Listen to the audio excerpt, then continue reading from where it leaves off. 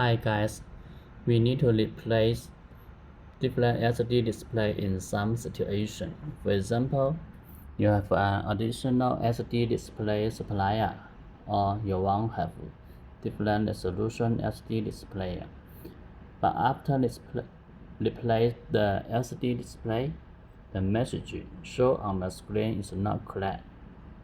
Sometimes only part of the information shows.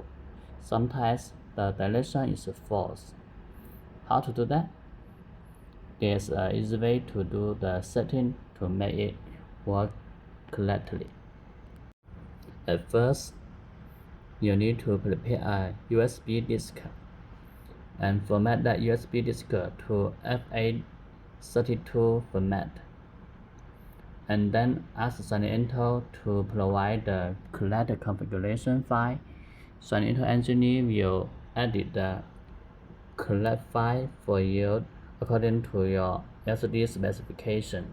Then you put this file into the USB disk.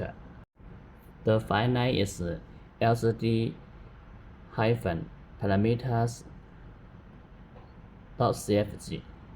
Step 2. Then you boot up the Android system as normal. Then insert the USB disk into the USB port on the board. The Shiningintl Android board will detect the LCD configuration.cfg file automatically and apply the setting directly. After that, it will reboot the system. Please bear in mind that to contact the Shiningintl engineers to make sure your LCD hardware is support. Now it works normally. It's easy to do.